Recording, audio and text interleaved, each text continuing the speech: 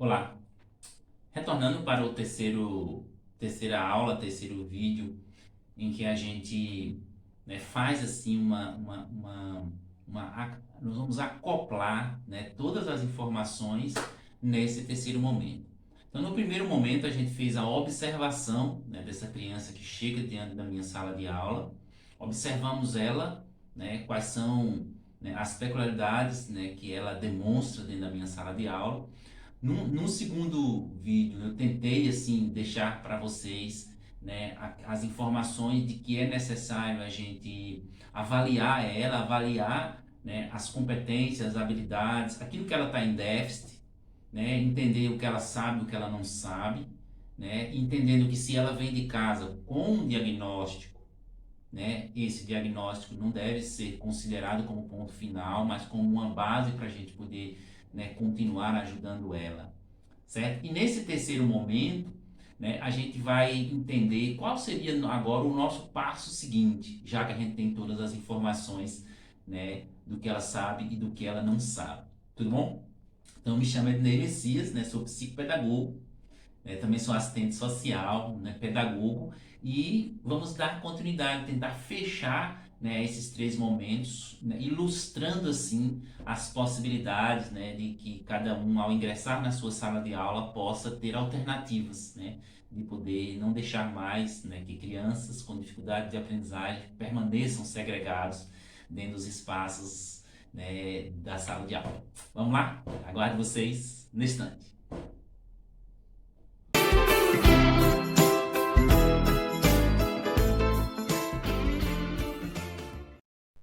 Pois é.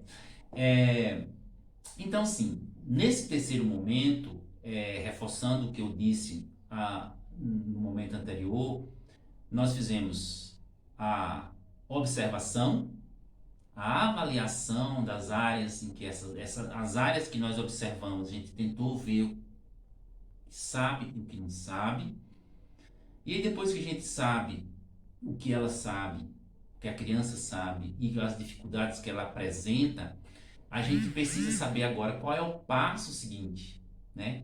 Como eu vou agora intervir, que seria aquilo que o tornará, né, capaz de continuar dentro da sala de aula dando saltos de qualidade. Eu sempre falo em saltos de qualidade, é sair de uma condição que eu estou, né, parado, perplexo, para uma condição de aprendizagem, independente se essa aprendizagem for das letras e dos números ou de uma aprendizagem funcional, da autonomia do sujeito para a vida cotidiana.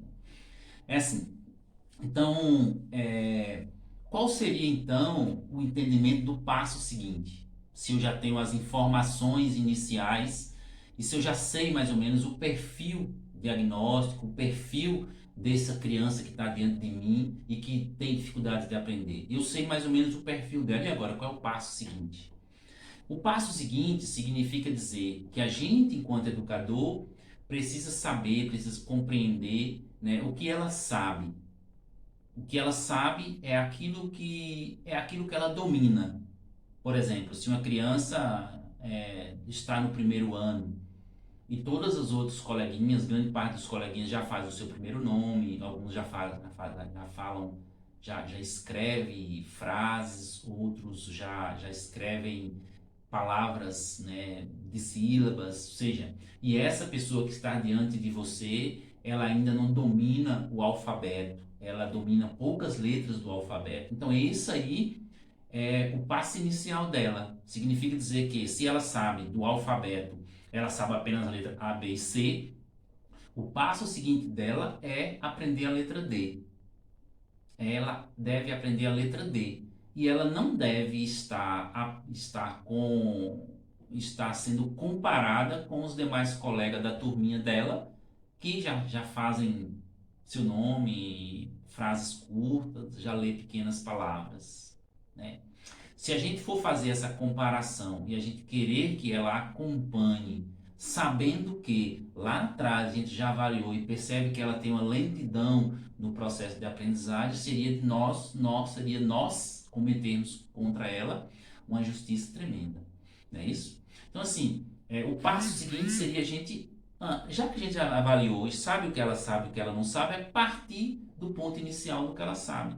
Se, por exemplo, se os números ela já fala de 1 até 9 se ela tem dificuldade, por exemplo, de 2 mais um 3 ela tem. Então, esse é o passo seguinte.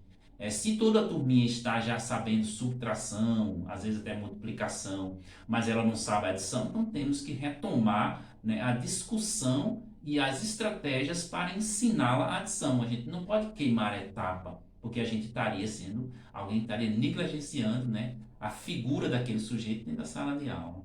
Então, assim, é sempre interessante a gente compreender que a gente precisa respeitar, né, o ponto inicial que a criança está, independente se a turma está adiantada ou não. A gente precisa respeitar o ponto inicial. Respeitar o ponto inicial é isso. Se todos os outros já estão dominando completamente a leitura e escrita, mas essa criança não domina ainda o alfabeto, né, seria a construção, né, do PEI para que ela possa, ao longo de 3 meses, ao longo de um semestre, dominar o alfabeto. E aí a gente vai criar estratégia dentro do PEI, do plano individualizado para ela, para que ela possa ter uma gama de alternativas, para que ela possa sair, se esse PEI, o plano individualizado da gente, ela foi de 3 meses, se foi do semestre inteiro, que no final do semestre, ela saia do semestre, né, dominando o alfabeto, lendo o alfabeto, reconhecendo todas as letras do alfabeto, para que no próximo semestre,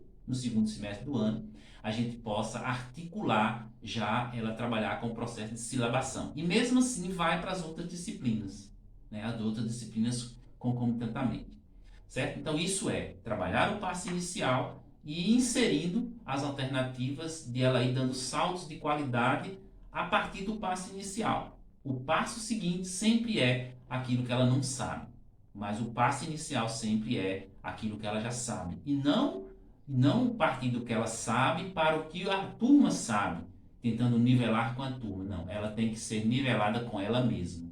Ela tem que ser comparada sempre com ela mesma.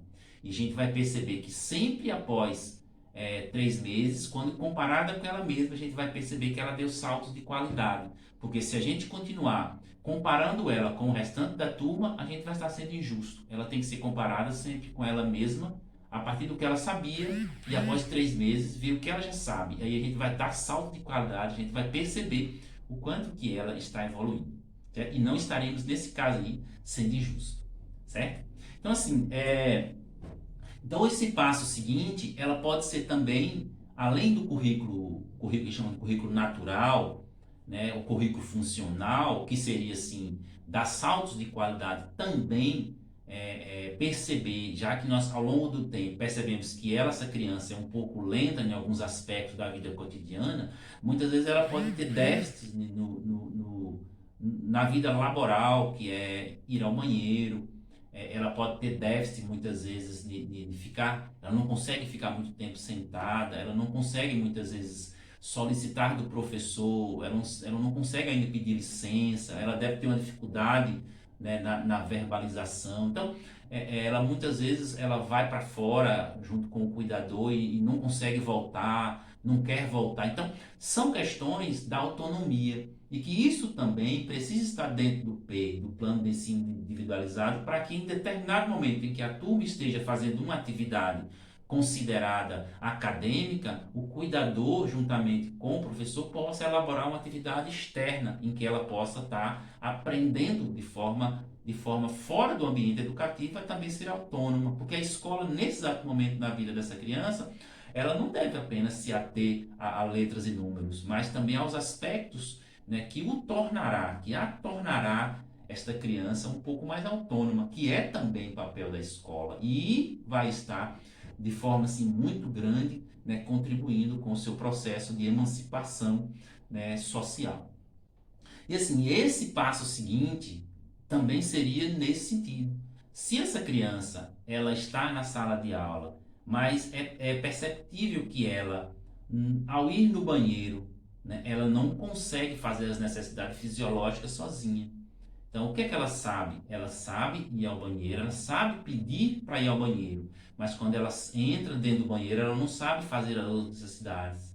Então, isso é o passo seguinte. E o passo seguinte, e esse é o passo inicial dela, o passo seguinte seria o ensino das outras questões, né, da sua própria autonomia, ensiná-la a levantar a tampa do vaso, a tirar a sua roupa, né, a colocar a sua roupa novamente, a dar descarga, né, ao uso do próprio banheiro em si. Né? E isso é também a gente construir autonomia, isso é também a gente se preocupar com a aprendizagem. Né? Eu sempre reforço, a aprendizagem do sujeito com dificuldade de aprendizagem não se limita a ler, escrever e contar, mas a também ele dominar os aspectos da sua vida funcional, que automaticamente o tornará autônomo e emancipado para continuar dando saltos de qualidade ao longo de sua vida. Isso é extremamente importante nesse contexto que estamos discutindo. Então, assim, eu dei essa introdução das necessidades que são importantes, mas para a gente compreender o porquê que o PEI, que é o Plano de Ensino Individualizado, ele é importante, né, em um contexto social em que nós estamos hoje. Né? Na nova legislação, né, do governo atual, em que formaliza um novo ensino, uma nova forma da educação especial numa perspectiva inclusiva, ele já diz em seu documento que o PEI, que é o Plano de Ensino Individualizado, vai ser algo obrigatório, né, dentro, né, do ensino das crianças com dificuldade de aprendizagem. Né? Isso era relativo, era uma questão que existia nos outros governos anteriores, mas não era tido como uma estratégia, não era como se fosse algo obrigatório. Nesse atual contexto, ele coloca como uma obrigatoriedade dos institutos, das escolas, criarem para cada aluno com dificuldade de aprendizagem ou com deficiência, transtornos, um plano de ensino individualizado. E aí, assim, essa discussão inicial já pode sentir para nós uma necessidade da gente continuar, né, quem sabe a gente continuar uma maior discussão, né, mais à frente sobre o que é mesmo o PEI, como ele pode ser articulado, como ele pode ser construído. Eu vou estar deixando também nos anexos desse nosso evento também, né, um modelo de PEI para que vocês possam baixar e ir construindo, né, aleatoriamente, claro, né, que pode ter dificuldade, mas pesquisando a gente consegue. Certo? Então o PEI, ele é o plano de ensino individualizado, né? Ele amplia, a intenção dele é ampliar o nível de desenvolvimento de cada criança. Por quê?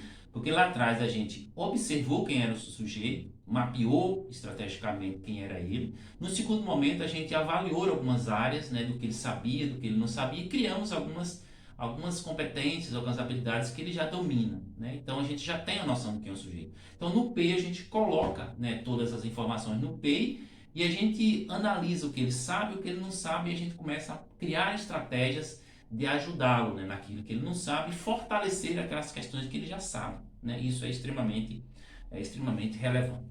Então, no PEI, normalmente a gente coloca uma visão, né, geral, uma visão da própria escola, o que a escola sabe sobre ele, uma visão da família, né, uma visão do próprio professor que estava com ele, né, e se ele já foi acompanhado por profissionais multiprofissionais, né, de outros espaços ou profissionais médicos, né, nesse PEI também deve ir a visão, né, desses profissionais, que esses profissionais sabem, né, sobre esse sujeito. É importante assim entender o que é o seguinte: o que no PEI deve ser considerado o que ele já sabe, né, fazer, o que ele consegue fazer sozinho e o que ele consegue fazer com auxílio, né? E apresentar também quais são as suas maiores dificuldades. Será que as suas maiores dificuldades é em leitura escrita? As suas maiores dificuldades é em matemática? As suas maiores dificuldades se encontram em concentração?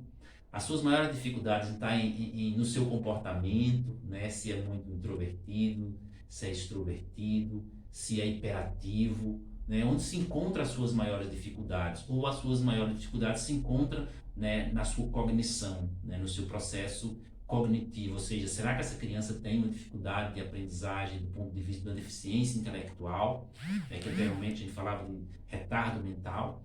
Então, assim, é impossível de colocar, é possível de se entender quem é o sujeito a partir disso. Se tem um laudo, a gente vai colocar a partir do laudo, entendendo que o laudo não é o ponto final, é apenas uma questão interessante da gente compreender e construir esse alicerce para lá na frente a gente continuar dando saltos de qualidade. Então, no PEI, a gente tem que levar em consideração que o plano de ensino individual deve focar na questão acadêmica, que são as questões do ensino formal, ler, escrever, contar, né? E nas questões funcionais, né? Que são aquelas questões dos déficits que ele apresenta, né? Na vida cotidiana, né? No andar, né? No sentar, no ir ao banheiro, né? No escovar os dentes, nas questões que o torna autônoma. E o PEI tem que focar nessas duas questões, levando em consideração o que ele sabe sobre isso, o que ele não sabe, e partindo do primeiro momento, né? E dando sempre o passo seguinte nas estratégias. E nesse PEI é importante deixar claro que as pessoas que vão trabalhar com ele conheçam ele. E isso foi construído na primeira aula e na segunda aula, né? E aquilo que foi construído na primeira aula e na segunda aula deve ser levado para o plano de ensino individualizado. E aí, assim, elabora-se um cronograma, né? Esse cronograma é como cada professor constrói o seu plano, o seu planejamento, tanto o planejamento de ensino e quanto aquele planejamento que se faz bimestral ou trimestral.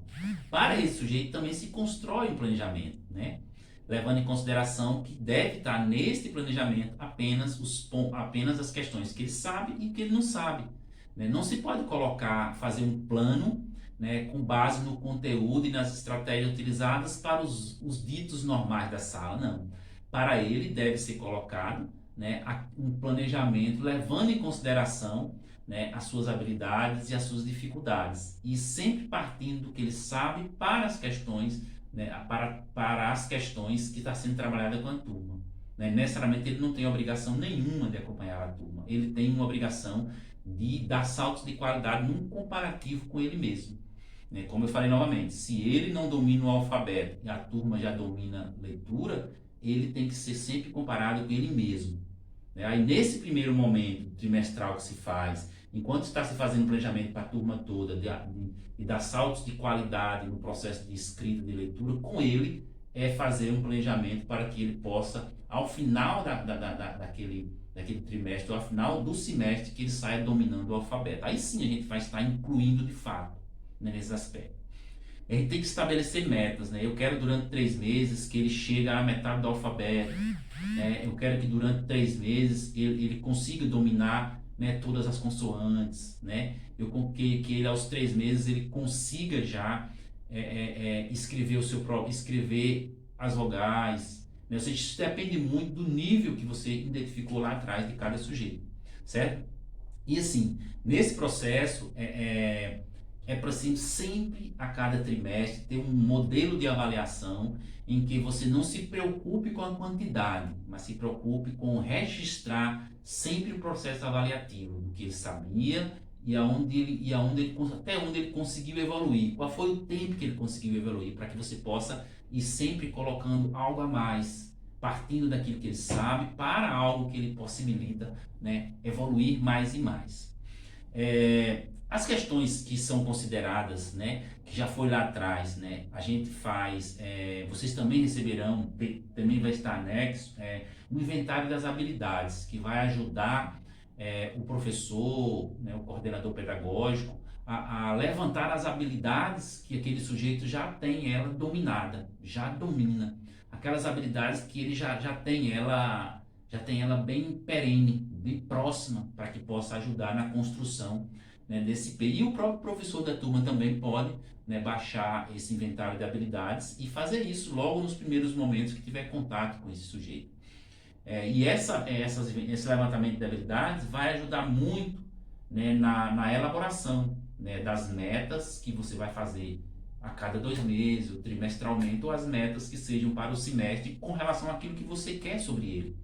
E novamente reforçando, as metas que devem ser traçadas com o sujeito, com essa criança, não deve ser uma meta, aquilo que você elaborou, traçou para a turma. Para ele é traçado metas a partir do ponto inicial que ele esteja. daquilo que para ele já é algo dominado, né? Para que a gente não possa novamente continuar sendo injusto, né, no processo de aprendizagem desse sujeito. Outra questão relevante é no que diz respeito à avaliação, né? A construção do processo avaliativo desse sujeito, ele precisa ser totalmente descritivo, né? Inicialmente, ele precisa ser totalmente descritivo, ou seja, descrever constantemente os avanços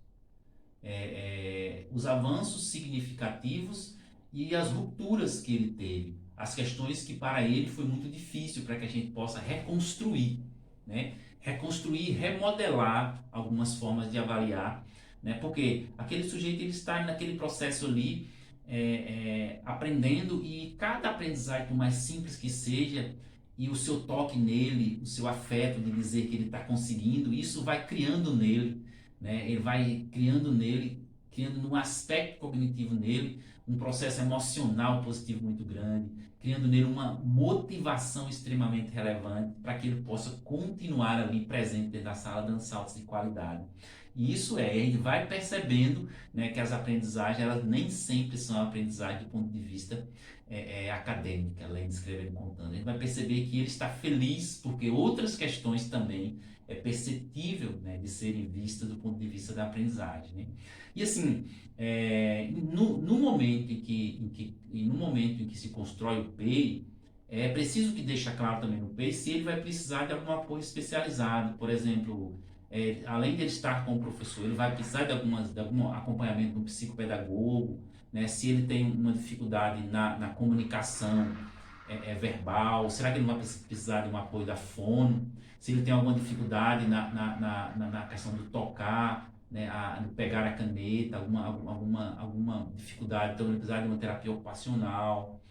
Se a dificuldade que ele apresenta cognitiva é um pouco severa, e isso é perceptível pela escola, pela família, então será que ele não vai precisar também de um acompanhamento neurológico, né? Será que essa criança ela não apresenta algum comportamento atípico, por exemplo, um comportamento disruptivo, que seria um comportamento de muita agressividade, né? Então, será que eu não precisaria de um psicólogo, né? Então, assim, é necessário estar dentro desse ambiente, a sugestão da escola para que a família, juntamente com a escola, também encontre alternativas fora do espaço escolar, né? Porque não é somente a escola, né, que deve lidar com essas dificuldades acentuadas de uma criança com dificuldade de aprendizagem, mas os espaços multidisciplinares, os profissionais também, os multiprofissionais que atendem muitas vezes fora do ambiente educativo, eles podem e contribuem muito para isso, né? E isso é extremamente relevante a gente também traçar essas questões.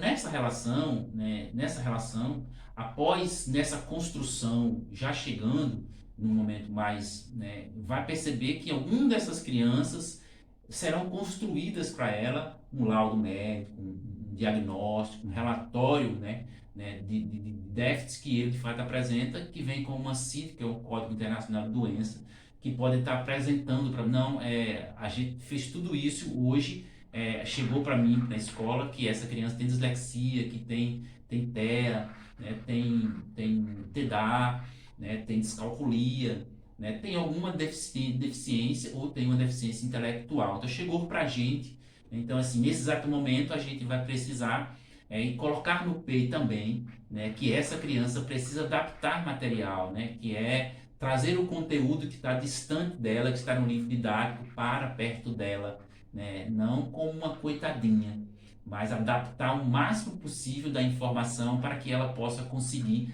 agregar a informação, né, e aprender com qualidade, né? E essa adaptação do material, ela se constrói, né, a partir do momento de uma adaptação, trazer o conteúdo que está longe para perto dela, né? É o que nós chamamos de adaptação do material, que também é uma outra questão que a gente pode estar construindo, né, e discutindo em outros espaços, né, de discussão como esse.